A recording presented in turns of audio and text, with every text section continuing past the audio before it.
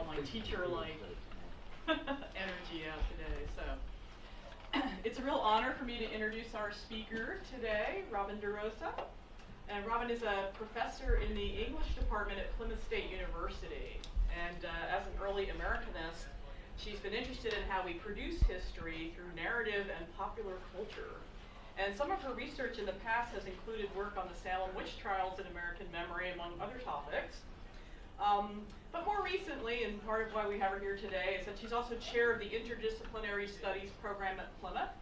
And she serves as an editor for an open access peer-reviewed journal called Hybrid Pedagogy, which combines the strands of critical pedagogy and digital pedagogy to arrive at the best social and civil uses for technology and new media in education. And currently her research focuses on open access, and she teaches all of her courses using methods in open pedagogy. And we're excited to bring her here today to explain what all of that means, and also to tell us more about how universities can innovate in order to bring down textbook costs for students, increase interdisciplinary collaboration, and my favorite, refocus the academic world on strengthening the public good. So, without any further... Awesome. That person sounds amazing. I don't know totally if it's me, but you mind all the best things. So thank you guys for having me here. I've been at Plymouth for about 15 years, and this is the first time I've ever been in a Keene State building, if that tells you something about how we could improve our system-wide collaboration, right? So I'm super excited that working on some of this technology stuff has brought me in conversation with Granite and UNH and Keene, so I hope we do more of that, so thank you. So I'm going to talk today about the stuff that Karen was mentioning, and I'm going to frame it in a way I've never framed it before, because it's a new thing that I'm trying to work on, so you guys are kind of guinea pigs for this, this framework that I'm developing, but I think I'm becoming increasingly committed to thinking about public education as the kind of framework for the work that I'm doing.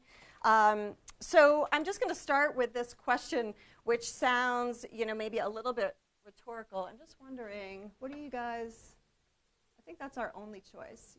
Is it good? You like it on? Yeah. So I guess my question is, what is public education in terms of higher ed? What does it mean to be a public institution? And I knew all the way through that I was really committed to working at a public institution. And now that I'm at one, every year that goes by, I'm less and less sure that I know what that means. And I'll give you an example. This comes from one of your sister universities in the system, but I won't tell you which one. But I was in a meeting recently where the slide came up, and I quickly took my cell phone out and I took a picture of it. I'm glad it's blurry because, I don't know how public they want to be with this. But these are the revenues for 15, 16. And what you'll see here is this is sort of greenish one. That's state appropriations for your sister school. And that's at about 9%. So I started thinking, can you imagine sending your kid to public third grade and having 90% of the cost of educating them, come to you in a bill? And I just started thinking, what does it mean if we're 9% funded by our state with a little extra in there potentially in some of that financial aid? What really makes us public? Because it starts looking kind of private, like people are just paying for their education. So I'm trying to figure out what it actually means to be a public school or a public college. And that question of trying to determine what it might mean is where I want to start today. And I want to frame it with a couple of things that are occurring to me. We're seeing in New Hampshire, for example, some new flows in how private colleges are thinking about their value. So, for example, one New England school is really interested in setting these competencies, right? This competency-based learning that's becoming really popular. And these competencies are set in partnership with corporations and companies that will then hire the graduates that come out of those programs.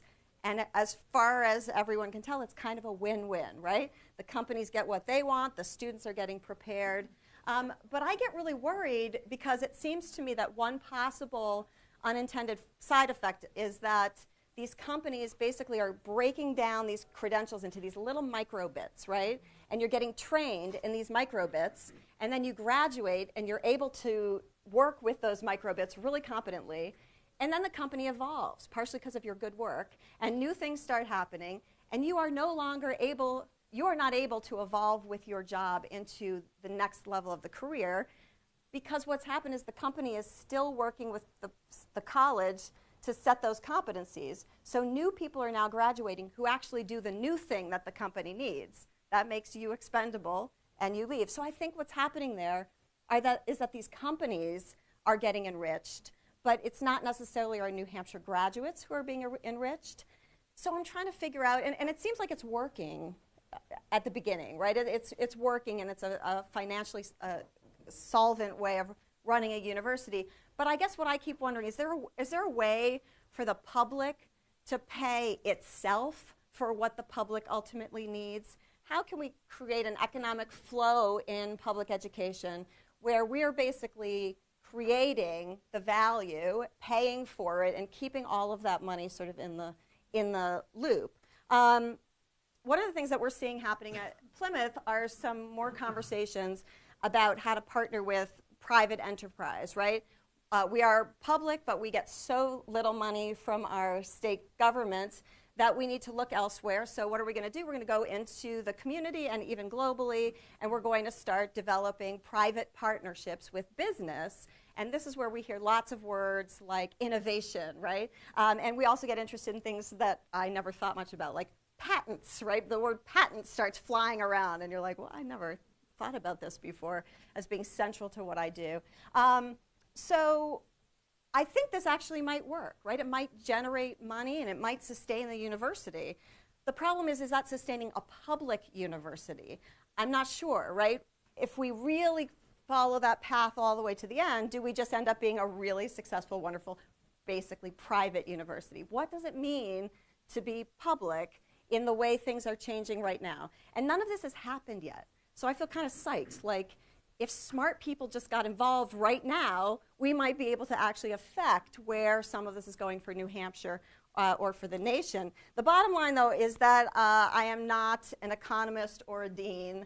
I'm mostly really happy about the dean part, because I think that these are conversations that are, honestly, I'm out of my depth, right? I can't fully participate in them. I try. I read everything I can. But I need, people who are economists and then particularly administrators to be thinking about these things. But the question I wanted to know is, as a faculty member doing my own scholarly research and working with students, what can I do to contribute to the conversation about the direction of public ed, particularly if I'm not like in education, which I'm not, right? That's not my scholarly field per se.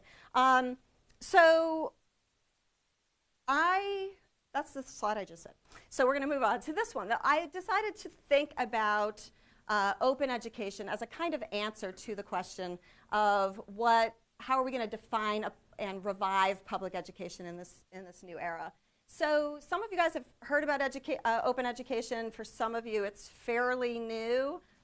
Maybe it would help briefly to just see a show of hands. Like when I say OER, how many of you guys are like, oh yeah, totally OER? Okay, so that's, awkward, right? Because there's like 4 people who are like, I don't know. So I'll give you the brief summary, but I know that there's people here who know a lot about this stuff. So what I want to talk about is open education as a 3-stranded model, basically, that includes open educational resources, open pedagogy, and open access to research. So I'm going to kind of hit those one at a time, starting with OER.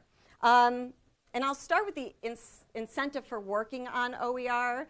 The way the quote-unquote movement really got started, which was fully about textbook prices, which is probably something that surprises none of you. The average price of textbooks, it's a funny number, of course, because at least at Plymouth, none of my students are going out and buying a whole semester's worth of brand new glossy textbooks.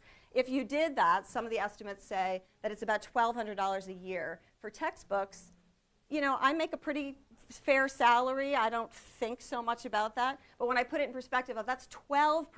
That's equivalent to 12% of the in-state tuition at Plymouth State. Like, you start seeing that's That's a real number for students. And the thing is, their tuitions are often rolled into financial aid, longer sort of loan plans. They don't have a plan for the cash that they need all in one day to buy their books. So actually, what studies show is that students are stressed more about textbook costs than they are about tuition cost, which is very sobering, I think, to think about. We know that the effect of textbook prices on learning is very problematic. 60% of students, this was a really big study, I think it was 23,000 students who were included in this. 60% reported not purchasing a textbook because of cost. About a quarter of them regularly not getting the textbook and not having what they needed. Also, selecting fewer courses, dropping courses, withdrawing from courses, all because of textbook costs. So the OER movement was basically a bunch of people who sat around and said, look, this seems problematic. And I think particularly for faculty, it's hard for us to control tuition costs. We try to work on those issues where we can. But the books really hit us in the gut because I decide what book to order for the most part, and I put that on the list myself, and it doesn't feel good when I see this and I'm not trying to think critically about it. So basically a group of folks who were concerned about that developed a way of thinking about educational materials that are a little bit different. Open educational resources are digital, which is key because they're able to be shared, quote unquote, freely. I say quote unquote because there's certain things you need to view digital things, and those things are not free. So there are some issues there. But for the most part, you can freely share them and as many times as you want, and the price doesn't go up. More important about OER, though, is not so much that it's like a free online textbook. It's that it has an open license, which allows for what we call the 5 Rs. It allows the content in that textbook to be reused, but also revised. If you want to make a change, the license attached to it now allows you to change that textbook, whether you're whoever, somebody, whoever, oh, that's not good. Why would it do that? But look, I just clicked something and it seems to want to come back, except it's gone. I'm just going to load it back up again. There it is in one form or another. And now it's like something between Japanese and gibberish. Let's see. It's not up in the bottom left. This one? Oh, I never used it. Okay. I don't know why that happened, but now it's not super happy with me, so we'll just hope it keeps going. So anybody can revise and remix, particularly professors, right? So that's really exciting. But we can also redistribute our revisions and remixings, and students get to retain these forever. So some ebooks and course rentals, the rental looks like a great deal, and then at the end of the semester, you're like, please give me your learning materials back. And I think as professors, we don't want to be in the business of ever taking back learning materials, right? So those 5 Rs become enabled by what we call the Creative Commons license, right? The open license. Basically, if you create OER or someone's created OER, it's copyrighted. You get to say copyright Robin-DeRosa, and that is yours, and you are the owner of that text. But what open licenses do is they sit on top of copyright, and they say, I understand ownership, but I want to give you permission to share. So please take this thing and do what you want with it. Mine will stay here. It will belong to me. If you do anything with it, please give me credit in the thing that you do. So if you revise my textbook, please let everybody know it was my textbook that you revised. That's called the CC, or Creative Commons BY license, by Robin-DeRosa. It's attribution. So the CC BY license says, as long as you say it's by me, do whatever you want with it. I encourage you to make it better, which is just, I think, an awesome way of thinking about educational resources in general. You can also lay all sorts of other rules and regulations on your license as you so desire. You can say, do whatever you want, but I don't want you to make money off my stuff. So when my students license their own work, they always put the non-commercial. They're always like, I don't want anyone to be able to sell my blog posts. And I'm like, You'd be really lucky if someone wanted to sell your blog post. But that's their decision, that's their thing. I always just use CC BY because I'm just encouraging as maximum sharing wherever possible. But these licenses are what allows OER to function. So I got intrigued by this, and I started thinking about my early American literature textbook. This is literature from 1400 to like 1860. It is not changing much on the year to year, and it's all public domain literature, right? It's under no copyright. And my students were paying roughly $85 a semester for an anthology filled with public domain literature. And I thought, this seems not cool. When most of these things are digitally available, why am I doing this? So I assembled a little team, and what was really cool about my team is that they were all students and alums. I put a little thing out on our Facebook group. I said, who wants to make a textbook with me? We're going to go out do this. People were coming out of the woodwork. I said, I'm going to pay you $10. I just paid out of my own pocket because it was so cheap. You know, it was like $10 for each piece that you build and each text that you find. And so my alums and my students just went out. They started gathering this stuff up, and we built the Open Anthology of Early American Literature. It's about a quarter of the way to what I think of as fruition. It's going to go live at University of Virginia now because I'm changing departments more or less. Because we're sharing it. We said, would you like to have it? They said, sure, and they took it. So we put all this public domain lit in there. We put it online through a program called Pressbooks. And I thought, that's so cool. I just saved my students $80. Great. And that was going to be the end of it. And then I realized what the real power of OER was, which to me is not just saving that cash. You want to save cash, you can turn down the heat in the building. You can up your cap by 20 students. Saving cash alone is no motivation for me because I see people saving cash all over the place in my college in ways that I don't think are helpful at all to education. This is going to save cash, but it's going to do some other amazing things. My students started writing the introductions to the textbooks, right, that you get in the Heath or the Bedford St. Martin or the Norton Anthology. It was a great assignment, right? Go write this thing. And they researched it, right? And then some of them started making little videos, right, about Thomas Jefferson. And they were funny and interesting and critical. And we just put those videos right into the textbook, right in the introductory part. They started writing discussion questions, student-written student discussion questions, right, at the end of these texts. They were much better questions than I could have ever come up with because they knew sort of how the student mind was receiving this work. And then I found a program called Hypothesis, which allowed students through this program to look at the digital textbook, highlight something, and then write an annotation on the side. And other students could comment on those annotations. So what I had was this textbook with this conversation going on the side, right? So here's Thomas Jefferson, and here's my students annotating it and chatting about it. And all of a sudden I realized, like, this is way better than the Heath Anthology. And it's free. Like, free was the benefit on top of this other thing. My students in subsequent years can use this textbook, add to it, change it. All their names are listed as authors, which, you know, they think it's phenomenal, right? It's been this really wonderful pedagogical experience. Part of what I want to say is people will always walk around and say, you know, there's OER in biology. It's just as good as a regular textbook. And I'm like, oh, that's too bad, right? My regular textbook's not that good. I don't know if you guys are all like, my textbook's amazing, right? I think the power of the open license and the interaction, knowing that that textbook is alive and that you can talk to it, makes those textbooks way better than the original. So it's absolutely true that the content in many fields in OER is just as solid.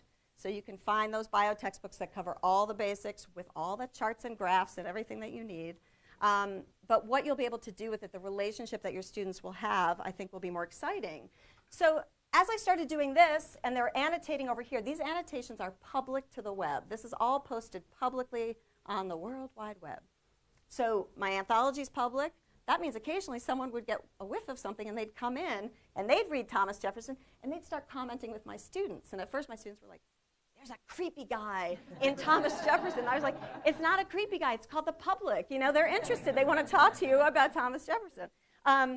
So we started seeing conversations develop with people who were outside our classroom. And then I realized I can use that, right? I can I can make that into something.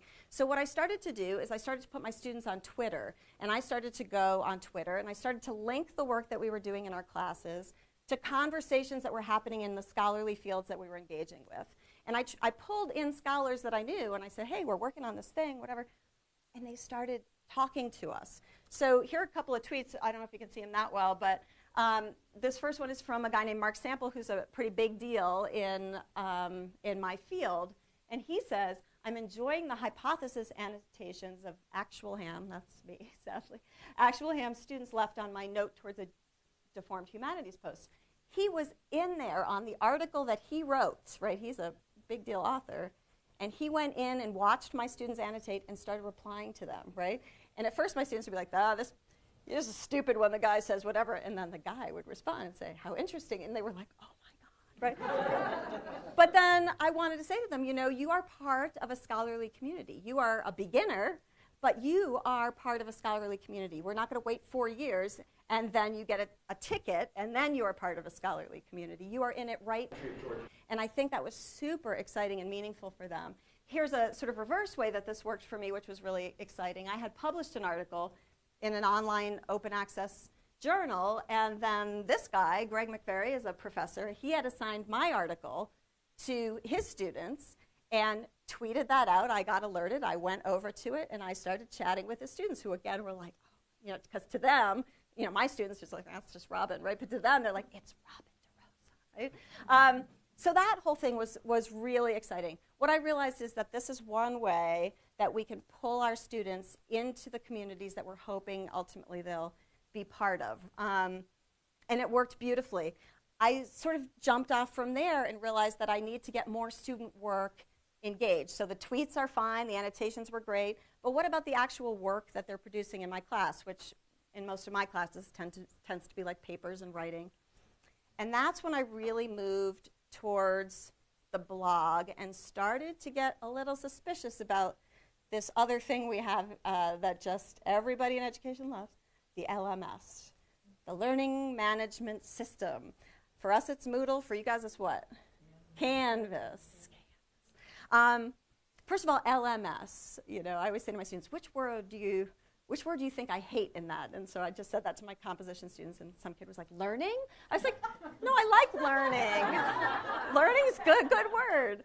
Management, I'm not so crazy about, right? Management seems like a really low bar word for the tool that we want to organize everything our students do, right? Like, pardon me while I manage you, right? And I always talk to my students about, it's the end of the semester. We had a wonderful time. We did amazing work together. But I teach this course next semester. So what do I have to do to my Moodle? I have to import it, or your Canvas, right? Import it to so when you import to the next semester, what happens? All the irrelevant things get deleted, right? Which is every single thing your students produce. I'm like, the model is gross when you think about it, right? So I still use Moodle a little bit for some organizational things, for some sort of sandbox kind of experiments. But other than that, I said, let's go out in the world and let's write. So I started doing a lot more with blogs. Some of my students are really building personal learning networks. So like me, I'm Robin-DeRosa.net, right? And some of them love that. They wanted to own domains that were really associated with them. Of course, some people have really good reasons for protecting their privacy online. And some just aren't sure if maybe I'm crazy, so they're not in yet. So they do things like they develop kind of a persona, right? Some just random pseudonyms, but here's Justin. He did this great thing. He became the easily annoyed blogger, and he started blogging. I'll click out briefly, and you can see his blog. So first of all, they build this totally from scratch, and I am an English professor, so they say, how do I build a website? And I'm like, I don't know, let's Google it, right? This is all of my technology comes from like 10-year-old boys on Google who teach me on YouTube, right, how to do things. That's a benefit, I think, right? It's a benefit that you don't know how to do stuff, because then your students are going to get involved. Whatever blogging tool I teach them, there will be a far better one in 2 years. So I want to teach them how to find what's best now and what's best for them. And so we just go through sort of an experimental process. He built this blog, right? He doesn't know anything about website design or anything. And he became interested in this persona that basically would find the problem with everybody, right? The problem with Thomas Jefferson, That was not a hard one to find. But he had this little thing, and people started kind of following him because he was funny, but it was also really smart. And he said by the end of the semester, he kind of forgot that this was a course. You know, he had people who were expecting to hear from him, right? So he was participating with a kind of sense of ownership of that. Command tab, yeah, everybody? Oh, nice. And this was a quote from him that I like the end. It really got me started in terms of my own writing, right? The sense that the work I'm doing here is, you know, related to a class, but it's mine, right? It's my work, and it sort of lives here. So then I was like, that's interesting. Let's see. And of course, I also got promoted to full professor somewhere here, and I'm like, I can do anything I want. So, and I feel like, you know, if we're not going to have tenure that long. Let's like, while we have it, if you do, it's something to think about, right? If you're contingent faculty, like there's some things I'm doing here that are risky, right? I mean, I don't want to pretend like some of this stuff is not problematic. I'll show you some other stuff later that. So, you know, it takes a certain amount of, I think, academic privilege to work in some of these ways, and I think that that is something that we all need to talk about as well. But I started working with what I call the e-port. Most people would probably just call them websites, but I don't like that idea. I also don't like e-portfolio. I think the problem with the idea of a digital portfolio is like you will take all of your perfect things and put them online so people can look at them. And I'm like, well, that's so, right? I guess if you just like have a certain job that you need to get, it might be nice to have sort of a portfolio. But I think the web has much more power than that for working. So if you're going to work in the web, you cannot only put your perfect stuff. So I want the students to think of these e-ports as both portfolios, but also as portals. Collaborative ports where they can actually do work and engage people from their communities and their fields in what they're doing. I'll give a couple of examples. In my interdisciplinary studies program, they build these e-ports. Here's Alex's. He's basically like creative management and marketing, so he does like theater management, and that's what he's interested in. So he created this e-port. It looks nothing like the other e-ports that the students created. Love Alex, it's fabulous. And you can go on and take a look at all of his writing and whatnot. The thing that I think is so important about the e-port is that it's not attached to my course. So when my course ends, he still owns that. He built it with a company called Reclaim Hosting. He pays $20 a year, which is the full cost of my course, right, is that cost of that. I also give them a free hosting option if they prefer not to pay. But when you pay, you really sort of own that own domain that you get to construct from blank server space. So lots of things are happening with this, I think, because students are becoming owners of this digital space where they work, but also, I think, feeling ownership over the educations that they're talking about there. So one of the things I say is when you go and take another class, that professor may or may not say, like, post this in your e-port. I'm pretty sure they won't say that because I just made that word up, right? So they're not going to say that. So I said, what you'll do is you'll take whatever happens in that course and you'll go to your e-port and decide what needs to go there. Do I have a great paper that I wrote? Or do I just want to kind of remark on how this course is fitting with this course? For interdisciplinary studies, of course, it's really important that they do that work. So I needed to create a space for them to do it. But I started thinking for every student, right, the idea of attaching the space to the student and not to the course is a real shift in power, I think, and ownership of those materials. Does that seem like it's not very bright? I don't know what that is. I don't think it's on. I can if you want. It just seems like it got less bright, so if it's a problem. Do you want me to shed a light? Is that better? Okay. Good.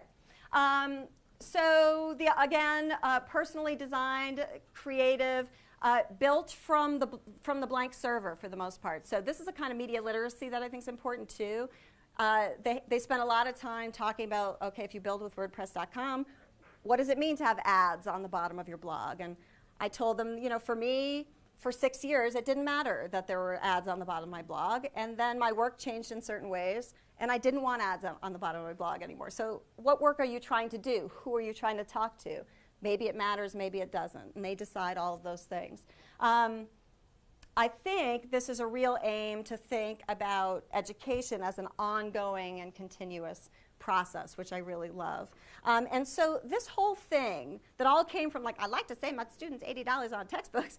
I was like, it's like a world thinking in these ways. It's very, very different. And so people started calling this open pedagogy as a sort of thing that a corollary to what was possible with that open license in your textbooks. So to boil it down, think about open pedagogy as a place where community and collaboration are valued over content. We'll talk about that in a minute. It's a sticking point for a lot of people, especially people with PhDs like ourselves. It connects the university with the wider public, and it treats education as a learner-developed process. In my opinion, this is the kind of thing that we all believe, but we don't really have any teeth in it, right? There's no teeth in the game. It's the kind of thing where, like, you're interviewing candidates for a position. How many of them are not collaborative learners? Nobody, right? Like, and I just read 100 applications for the job that I'm now vacating, which is sort of sobering. But they would say things like, and I do discussion circles, you know, and I was like, well, you're so innovative. We all believe this. So the question I had is, like, what if we actually did this, right? Like, we didn't just sort of pseudo. What if we, like, totally 100% did this? What would happen? So if we think about start with that content thing, I think, which makes people nervous for good reason. One of the things I sort of go to a lot is this quote, which I actually think is sort of problematic, but Kathy Gonzalez talks about the amount of knowledge in the world has doubled in the past 10 years and is now doubling every 18 months. I believe since I read this article, it's now down to 13 months. This was like a year ago. And some people are predicting that it'll be every 12 hours within a couple of years. So what her idea is, we need to develop new methods of deploying instruction. And what I think that means is, like, break it down, micro units, fast, train, right? And I'm like, that seems like when you get down to 12 hours, you can't train that fast, right? I was at a talk recently where they went through every single major discipline in the university, and they talked about the shelf life of the content of your major. So computer science, when this was 1 year ago, computer science was at an 8-month shelf life. By the time you leave, it doesn't mean your degree's useless. It just means that the actual content that you studied is probably obsolete, and you're using instead your skills and other things that you developed there. And then I said something like, well, you know, not for me. I teach early American literature. And they were like, well, have you looked back at, say, you know, if I do research, I don't go and get books from the 60s about early American literature because it's really outdated. It's not the texts are different. It's the way we approach the field. It absolutely changes. With the digital humanities, my whole field has shifted completely in the last couple of years. So given content changing so rapidly, one of the ideas here, I think, is that we have to actually start believing the thing we've always said, which is we want to teach students how to learn. But now, they really need to know this, because it used to be in the 50s, you could get a briefcase and a job, and you would have that all the way until you were 65 and you got your pension and you were done, right? But careers aren't working on that trajectory anymore because of the way knowledge and information is turning over in what we call this information age or knowledge economy. So with it moving so quickly, what are we going to do to really make sure students have a space to understand knowledge and learning as a lifelong process of growth? So I think about this. This one, I think, is currently getting me in trouble right this second. As a no gates, no hoops, no end. So no gates. This, I think, is one of the more radical ones, which is the idea that student wants to learn, they're ready to learn, I facilitate their learning. There is no punitive piece of that at all. On the surface, it sounds okay. We're college teachers. I don't know, discipline is like not really on our radar. But of course, we have so many, like, look at your syllabus, right? Half our policies are like, then this bad thing will happen to you if you do this, right? So I said, I wonder if I could do this, like, in a radical way. So in my comp, I've done this with upper level students, wasn't such a big deal, but in my comp class, all first year students, I just said, all right, what do you guys think the attendance policy should be in this class? And they were like, why are you asking us? And I was like, because you're going to set it. We're going to write it right now. I pulled up a website. It was blank. I said, let's write your attendance policy. And they totally thought I was kidding. I left the room. I said, when I come back in 6 minutes, tell me what your idea is. And most classes, when I do this, and I've done a bunch of times before, they come up with these very sober attendance policies that look pretty much like the ones I wrote. Like, you can be absent 3 times, and then your grade will go down by 30, and they create them and whatever. They don't generally say no attendance policy because they're nervous about that because they might not come, right? The question is, could we develop policies that were aimed only at helping our students learn? We don't care anymore about penalizing our students for bad decisions, not learning, whatever. It's only when you're ready to learn, step up, we help you learn. So I'm trying to think about everything I do, and I can't do it all the time, but I'm thinking about revisions based on that. The other big one is no hoops. David Wiley, who's sort of big in OER, he calls this no disposable assignments, right? These are the ones that you say, and after I'll grade these, and after exams, you can come to my office door and pick them up from the little box. And how many pick them up from the little box? And then you take the box of all their work, and you literally put it in the recycling bin, right? Or the same principle here with I can delete this stuff out of Moodle, because it doesn't really matter. The idea here is every single thing they're doing is either directly connected to something they understand to be relevant to their education, or it's really contributing in some way to the field, right? Whatever that field is broadly conceived. There is no hoop jumping at all. So I ask my students, help me find the hoops, right? I don't really see them. I'm like, everything matters, right? I'm amazing. Every assignment is. But I started realizing lots of things were kind of just exercises. And I started wondering, can I transform these exercises into things that actually will contribute? So for example, if they have to just do something that's more like an exercise because it's important, right? My daughter's in 12 now, so she's got to do multiplication. She's got to do a lot of it. I don't know.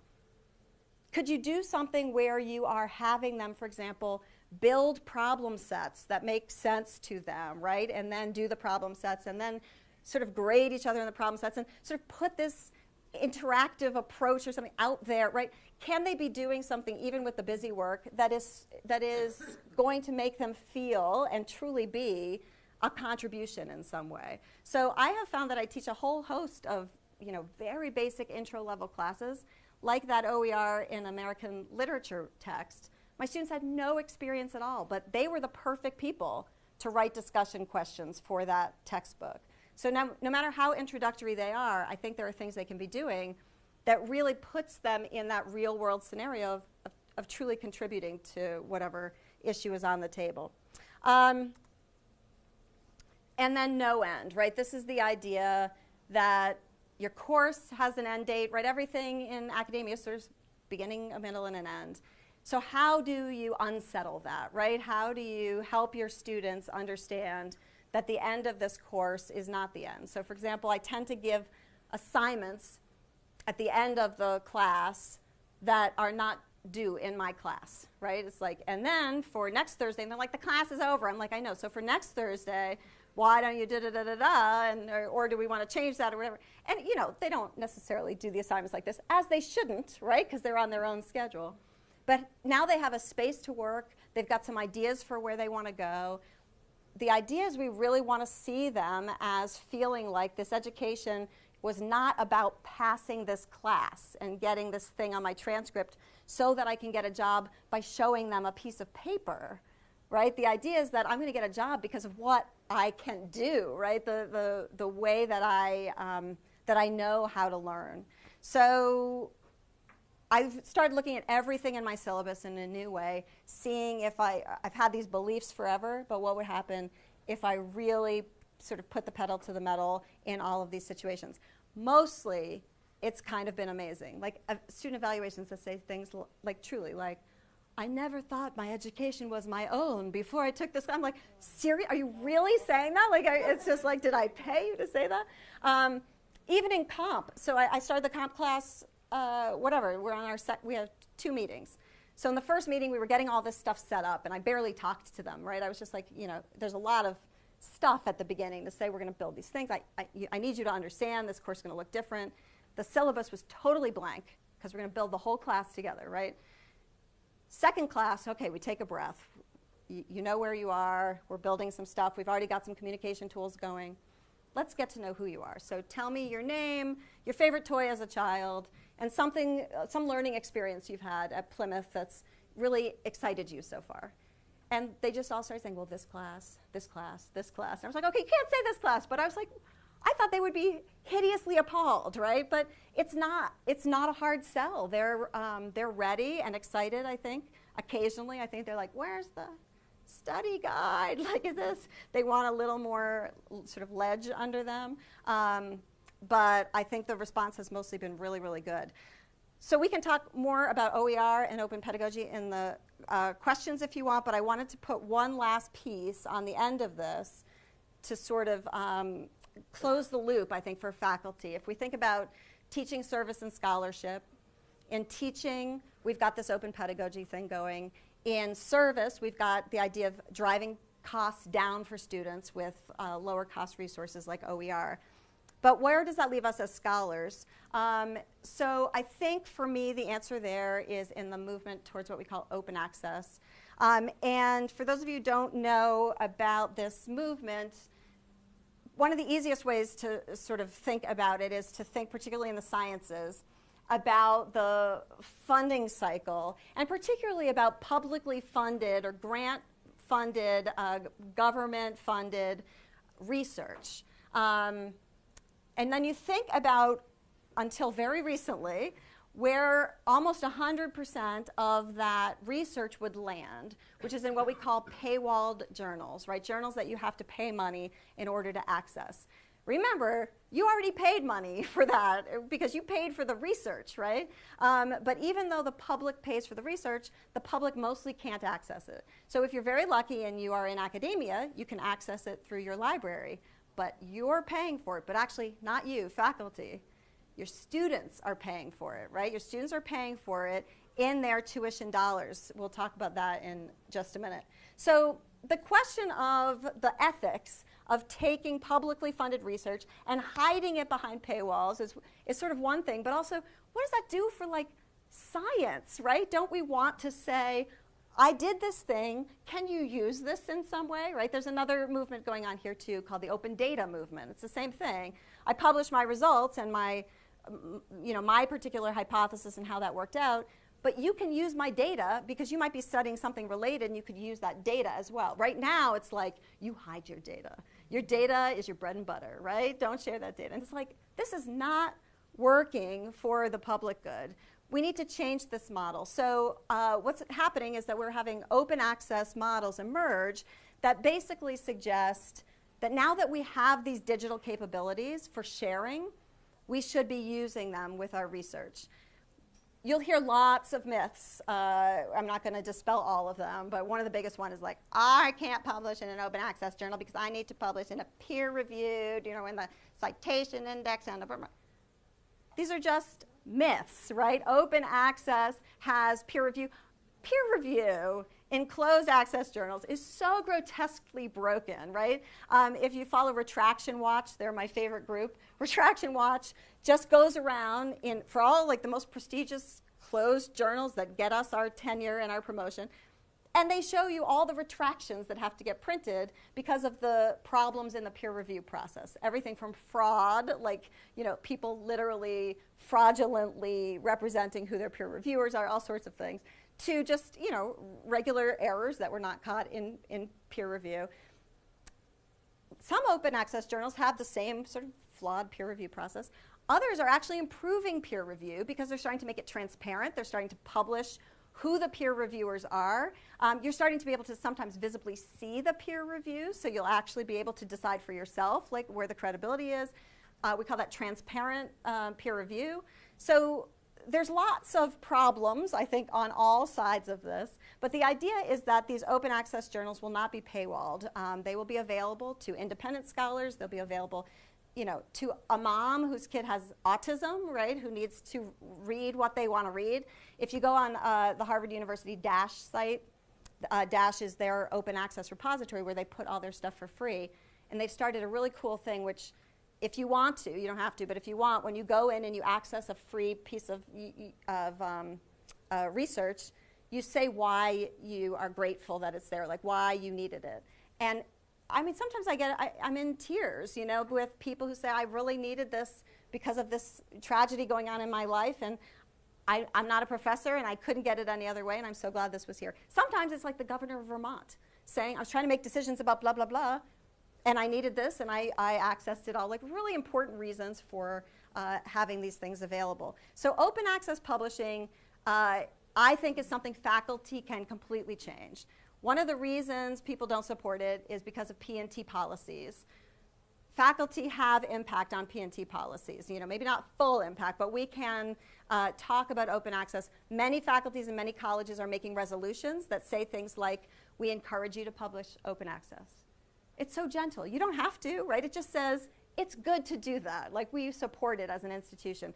And I'm talking about big schools, right, and Ivies and, you know, prestigious Research One institutions. So open access, I think, is something to think about. The money chain is pretty interesting. To publish something costs money, even if you publish it digitally, right? Like, it's somebody's time, there's a website that's built, there's organization, there's peer review, there's all sorts of things. It costs money. So sometimes publishers say, well, you should pay for these things because we're offering this service. And it seems to me like we're paying a third-party provider that we don't necessarily need when we can get it direct. So if we think about shifting this around a little bit, here's an example. My public university, you may have heard of it, but I won't mention it right now, pays $271,000 for databases and $251,000 for additional journals. That's $522,000 a year for paywalls, right? That's what we're paying for research that's been locked behind a paywall. Can you imagine if we had $522,000 to spend, just my one university, right? How much open access funding we could support? The money is there. It's just a question of, do we like where it's flowing now, right? Do we like these massive publishing companies posting profits that are, for example, for last year, higher than Facebook, right? When there are so many struggles in higher education to pay the bills, right? Is this really where we want the money flowing? So I think thinking about open access has been exciting for me, working on this journal and seeing the way the peer review functions. I've started to change my tune a little bit about impact and what it means, right, and how you measure it. There's a guy from UNH I heard talk recently. He was talking about, he published some autism research, and he had a citation index count of, I can't remember what he said because I'm on the sciences, so it didn't make sense to me, but whatever he said, 12. And he was like, it was okay. It was pretty good. You know, I was happy with it. And it measured however many, whatever. He was happy. Then he put it on his blog, and he had 5.5 million hits to the blog. And he said, there was no question about impact there, right? And of course, that's his blog. We're not saying everyone just put your research on your blog, right? Like self-publish it and Xerox it and give it to your mom. It's not like that, right? But he was asking a real question, like, for the work that I do about autism, how do I want this work to get out, right? Where does it need to be to reach the people who need it in order to do what they do? This is the altmetrics that we're talking about. So if you want to come to the workshop that Penny and I are going to do about altmetrics, that's what this is. It's measuring impact in ways that go beyond citation counts, which is really critical. And there's some incredible free open tools that will help you do that. I think that's fabulous because part of what we have to do is explain to people, right? We have to show people. And there's lots of studies out there now that measure impact in interesting ways. And really, when people have questions and problems with open access, I really say the first thing you have to do before you tell me about any of your problems with open access is you have to look at all the problems with the paywalls.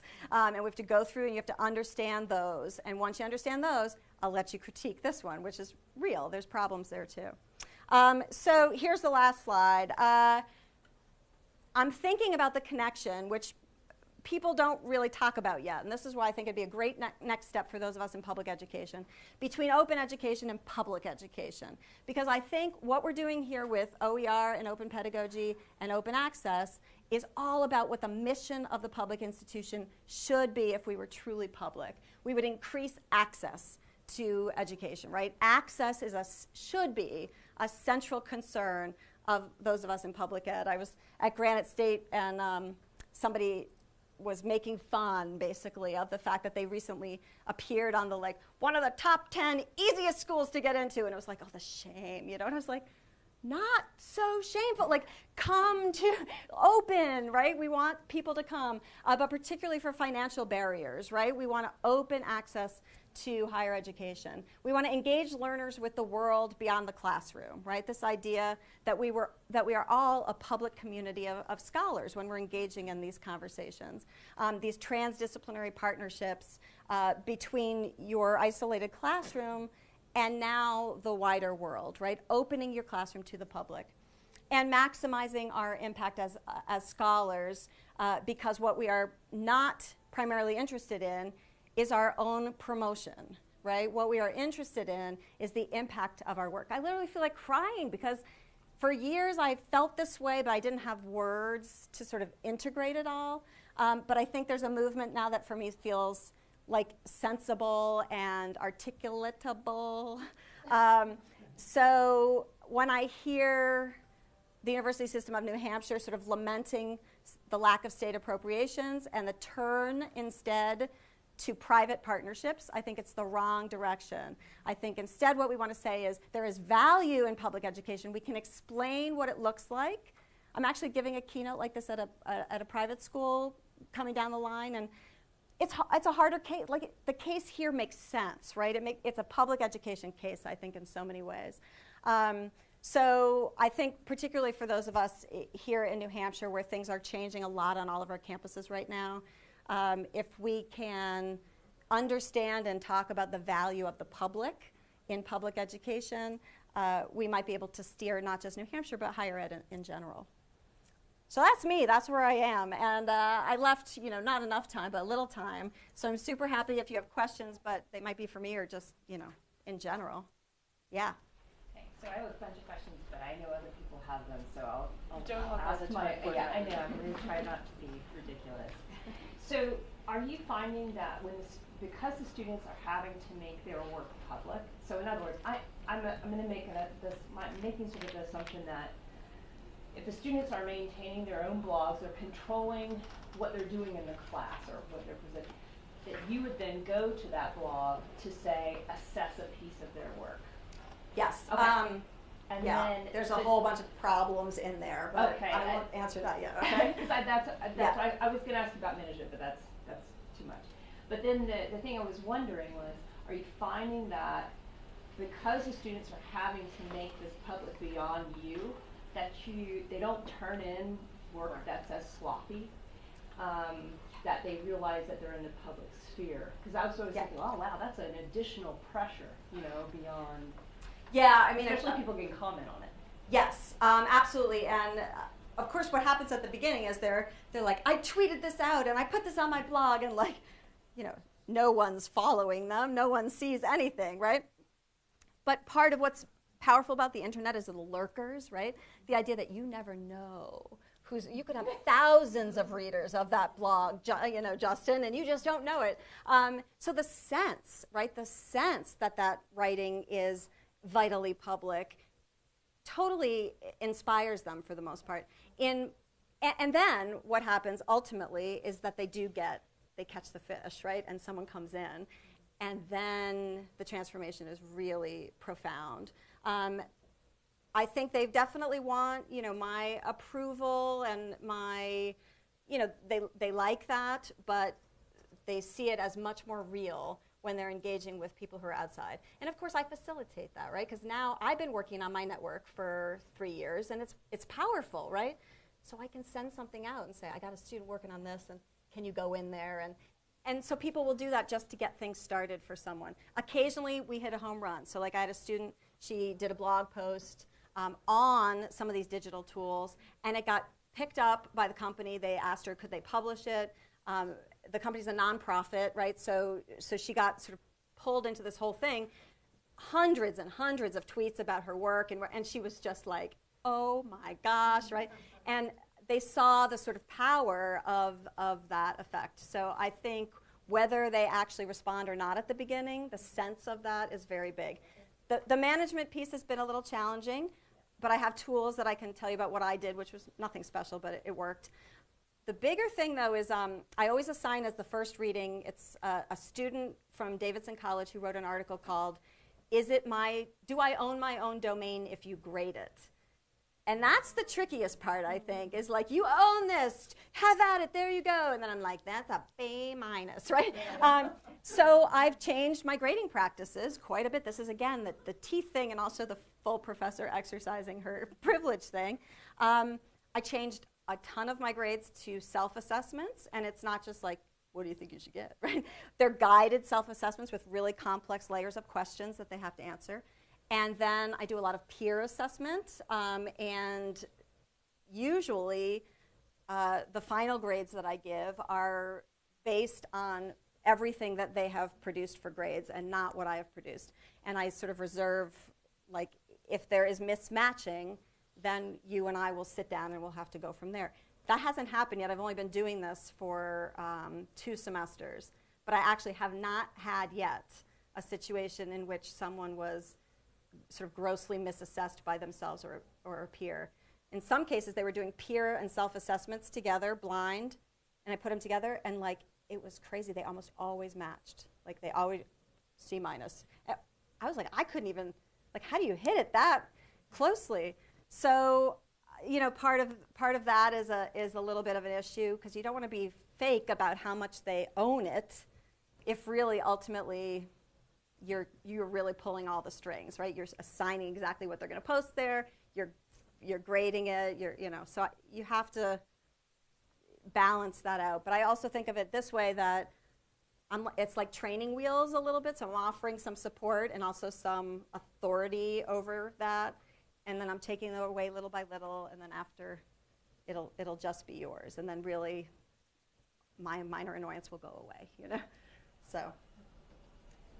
I'll maybe take one more and then let you guys go. Speaking of annoyances, do you ever find there are any trolls in, say, for instance, the annotation stuff? Are there people who, you know, just decide that they want to throw a wrench into the works? Yeah, so that annotation tool is fairly new, so I don't think the trolls have found it, but they will.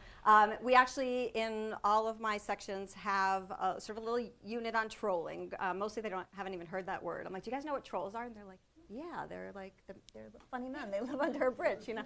So we talk about trolls, about techniques for dealing with trolls, which is not, there's no consensus on that, and I actually tend to a little bit disagree with sort of the dominant consensus about trolling. So I just sort of talk about it, but at the beginning I talk about what it means to be public. Mostly they're like, do it, you know. I'm like, okay, so now let me tell you why not to do it. And I go through all the risks of working in public, which are very real. I've actually written on that because I follow really closely Sarah Goldrick-Rabb's story. She's in Wisconsin. She's a professor who works publicly, and she got in big, huge trouble, like for some tweets that she sent out. I mean, she's a champion of public education. I stand by everything she's done, but it's had career impact for her. Steven Salita, like a whole bunch of people have had real impacts from, you know, putting everything out there. So I talk about that with students. I generally don't force them. So like, for example, in one class I taught recently, I said, you can go on the LMS, you can go in Moodle or Canvas, you can go here, you can go here, you can go. So one guy was in Moodle, and it was so frustrating because he was the best of my bloggers, you know, but he was just blogging to me in Moodle, and other students would read it and they'd be like, dude, you're such a blogger. He was mostly just lazy, right? It was beyond him to like pull the website together and whatnot, and that was fine. So I think the less you can force people into the public, and the more educated you can make them about the risks to privacy, that's helpful, and it's real. So like, if you get a student who's like, oh, I mean, you've got to sort of respect that, because that stuff is real. Yeah. Yeah, well, there's that, and I also deal with that issue, right? But they're going to look bad, right? That's my colleagues say. They're going to look bad because they're putting this crappy work up there because they're just young, right, and new in the field. And this is part of my larger program, which is to change the web from a portfolio space to a working space. It's much more useful to culture to have a place where we can go to work together than it is to put all of our shiny, you know, finished products there. If they're finished and done, then who cares? You know, like where are we going to go with that? So, and I try to model that with my own work, and I put stuff out early. I put stuff out that's not ready. I ask for help. And if you put it out in that spirit, I think that's what you get back. Less than criticism, you get critique, which is very helpful. So, Do you I'm sorry. Yeah. I was just going to ask you about the dangers also of keeping track of what your students are doing when they've all got their blogs and posting things that are copyrighted, for example, and so you must have to teach them Yes, about making. so I teach them all that stuff at the beginning, and my students also have to choose licenses for their own work. So they have to decide whether they're going to be copyrighted or openly licensed. Of course, I'm probably a little persuasive, so a lot of them are using the Creative Commons licenses in various degrees. But they have all sorts of good training about how to choose openly licensed images for their websites, fair use when quoting, which is not that dissimilar from what they did in papers. But I had a student, and this was probably the best thing that could have ever happened, and I tell all my students this now, and it was fabulous. She took a photo from a website and did not attribute it correctly. She didn't attribute it at all. She just pasted it in. And of course, it takes me a while. I'm not like right there, right? So it was up there. And the people that she stole it from found it, which, I don't understand the technology that much. It wasn't like they were out looking for it, but they must have had some alerts or something, right? And it told them. And on her blog was a post from, it was an art therapy school or something, and she was doing an art therapy degree. And they wrote back underneath, and they said, you have stolen this. You need to properly attribute it. And it was very stern, and, and she was just freaking out, and I was like, exactly, right? And that was like the best possible way, as opposed to me saying, like, in their random paper, like, don't forget to cite. And they're like, why? It's for you. You know where I got it. Like, what do you care, right? The student posted an image that she didn't attribute, and it ended up, it was UNH, but they had posted her poster, and UNH got fined $500. Right. So I was just worried, like.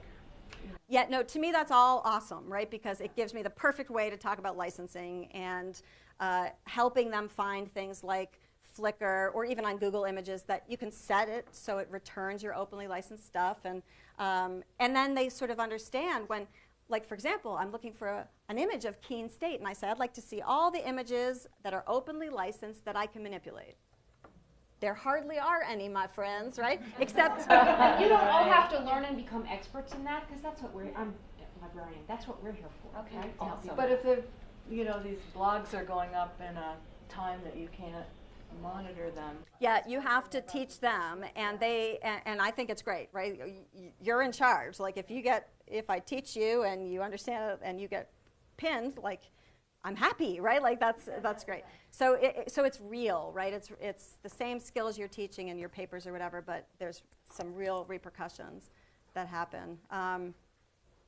Helping the students work through their own licensing, I think, has been super, super valuable, because just deciding that they might want to share helps them realize, like, people might want to use this, right? Like I'm actually making things that are important and compelling. And so many people are interested in how students learn and what their projects look like and what they're doing, that even if it's not a biologist who's like, I'm so pleased you taught me something new about this genome, right? Like, probably not going to happen in your intro bio, but they still have lots of science ed people who want to see what they're doing and who are going to use their stuff in really interesting ways. So, yeah.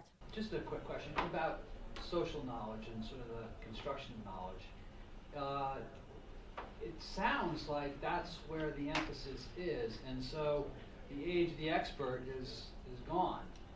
And I just wonder if you would comment on that epistemological shift. So, I'm completely comfortable with that, and I'm on this sort of Wikipedia train for knowledge construction, right? Lots of people that you talk to, and probably some people in this room, are not on board with that. But I think about it this way, because people are like, you have a PhD, don't you want to use it? Like, you got trained and you have this special skill and whatever. I'm like, yes. When I go in the room with my students, I don't pretend that I don't know the things I know. They also know some things that I don't know. I have a certain kind of depth in this area and like real deficits in other areas. And so I have this approach now that's more about what do you bring to the table. And if you've got a PhD in something, you are bringing something hot and awesome to the table, right? So it's not about devaluing expertise, right? It's more about that sort of interdisciplinary sense of coming at things from multiple angles. But I also believe that it's really the poor scholar who believes they've reached, you know, the end of their field. It just seems to me like you could have a post which it has, you know, 5 errors, and then there's responses to it, and the error becomes truth because socially it's been accepted within the group, and you are the expert. You know that it's not true. So, like, where's the intervention? Yeah, but that, you know, so this is what I say to that, and it, you know, it's not real. I mean, it is real what you're saying, but they've certainly done studies where they measured the error index for Wikipedia versus, you know, Encyclopedia Britannica with a small panel of experts in each particular area, and they're statistically identical. So I'm leaning toward the crowd, you know, but it's a real thing what you're talking about. I guess my feeling is what I want to teach my students, especially. So one of the things that was a big issue when I taught literary theory, right, which is really hard class. So the students are constantly Googling to find the quick fix, right, like the cheat sheet. And mostly what they would find would be student blogs that were hideously wrong. Like, let me explain Foucault to you in one paragraph. And then my students would be like, oh, thank God, right? And I'd say, you know, be careful. When you go out there, there's a lot of bad stuff out there. But the skill there for me that's really important is about search, retrieval, and evaluation. And I think that that's just a skill that culturally we are all going to have to develop, where so much knowledge is coming so fast. I was watching this video that I just love where this guy was talking about, you know, reading, writing, and arithmetic. The way we used to say, like, you have to learn arithmetic. It's not like you're always going to have a calculator with you, you know, and it's like, well, actually it is like that. I always have my calculator right here. So what he was arguing is, like, the basic skills have shifted, and it's not reading, writing, and arithmetic in that same way. And he talked about search and retrieval and critical evaluation. So not just for our students, but for the people reading our students' work, right? But a lot of times when I post stuff, though, that my students write, I will say, check out this great student blog, right, to kind of note, you know, be encouraging to a new scholar in your field and point out all the problems, but don't squash, you know, their desire to participate in the conversation, because they're offering some pretty powerful contributions, I think, in the midst of a lot of errors and bad grammar, you know. Librarians have been talking search, retrieval, and evaluation for 15 years, so we are so glad that we've been patient and waiting for all of you to get here, because it's really all of important, you, and it's I what don't we know. love a lot more than, you know, we don't want to be over there just playing, you know, cataloging things. We're all about the information. So it's really exciting, and we've got one of the library faculty who will be on board in all of the initiatives here. So, but I want to hear